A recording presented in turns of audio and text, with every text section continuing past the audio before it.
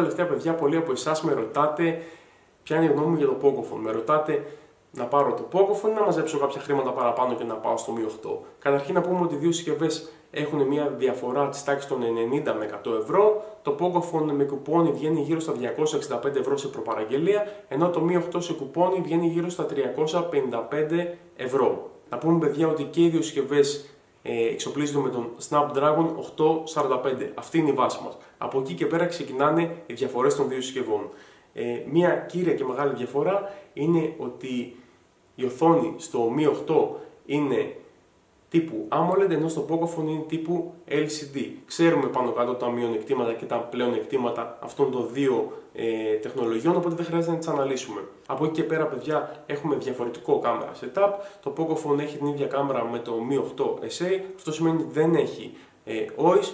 Κατά συνέπεια, οι επιδόσεις σε χαμηλές συνθήκες φωτισμού δεν είναι και τόσο καλές. Δεν λέμε ότι είναι κακές, αλλά σίγουρα δεν πιάνουν τις επιδόσεις του Mi 8. Όπως φυσικά και σε όλες τις συνθήκες το Mi 8 θα υπερέχει, όπως είναι αναμενόμενο. Μπροστά, παιδιά, όλο το setup εδώ πέρα, όλο το notch είναι ίδιο και στο Pocophone και στο Mi 8. Έχουμε τις ίδιες κάμερες, έχουμε τους ίδιους αισθητήρες ξεκλειδώματος, ανείχνευσης προσώπου. Οπότε σε αυτό το κομμάτι είμαστε στα ίδια και στις δύο συσκευές.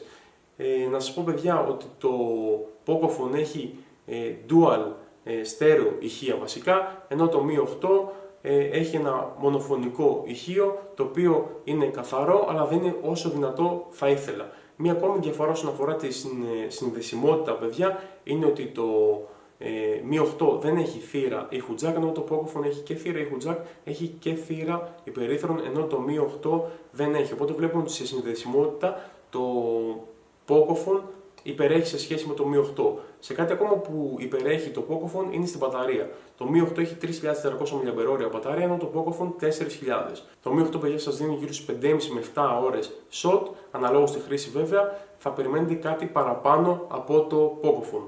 Η επίσης πολύ μεγάλη διαφορά όμως που έχουν αυτές τις δύο συσκευές είναι η ποιότητα κατασκευής και το design. Όπως γνωρίζουμε, το Mi 8 είναι κατασκευασμένο από Gorilla Glass 5 γυαλί στο πίσω μέρος και έχει frame από αλουμίνιο σειράς 7000 για αυξημένη αντοχή. Από την άλλη, το Pocophone, παιδιά, έχει πλαστική πλάτη αλλά και πλαστικό frame. Και ιδιαίτερα το frame είναι κάτι το οποίο ξενέρωσε ιδιαίτερα εμένα, καθώς ένα frame μεταλλικό προσφέρει μεγαλύτερη αντοχή στις πτώσεις. Φυσικά η οθόνη αλλά και η πλαστική κατασκευή είναι αυτά που ρίξανε τόσο πολύ το κόστος στο Pocophone. Επίσης, άλλη μια διαφορά, η οποία αυτή τη φορά δεν εντοπίζεται στο hardware αλλά στο software, είναι ότι το Pocophone φοράει μια τροποποιημένη έκδοση της MIUI, η οποία, όπως μας λέει και η εταιρεία, θυμίζει αρκετά τον Nova Lancer, όσοι από εσάς τον γνωρίζουν. Αυτό σημαίνει ότι σε σχέση με το Mi 8 έχουμε App Drawer και επίσης η εταιρεία έχει κάνει κάποιες βελτιστοποιήσεις ώστε το άνοιγμα των εφαρμογών να γίνεται ακόμα πιο γρήγορο, αλλά και οι επιδόσεις παιχνίδια να είναι ακόμα καλύτερες. Και μιας που αναφέραμε το gaming, να σας πω ότι το Pocophone έχει ένα σύστημα υδρόψυξης, το οποίο επιτρέπει στην συσκευή και στο chipset να λειτουργεί σε υψηλότερη συχνότητα για ακόμα περισσότερη ώρα, μιας και έχει χαμηλότερες θερμοκρασίες. Αυτές, παιδιά, είναι οι διαφορές ανάμεσα στις δύο συσκευές. Θα μου πείτε τώρα, ωραία, μας είπες τις διαφορές. Ποια από τις δύο συσκευές να πάρω? Αν σε ενδιαφέρει η κάμερα και το design και η ποιότητα υλικών, να πας στο Mi 8.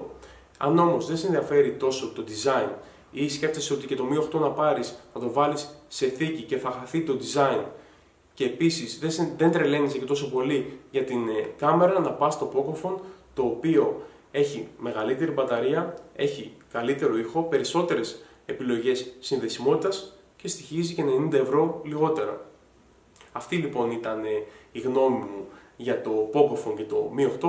Ελπίζω σε κάποιους από εσάς που βρισκόσαν σε δίλημμα να σας τα έκανα λίγο πιο ξεκάθαρα τα πράγματα και να μην σας μπέρδεψα περισσότερο. Ελπίζω να κάνετε την κατάλληλη επιλογή για εσάς και τα λέμε σε επόμενο βίντεο.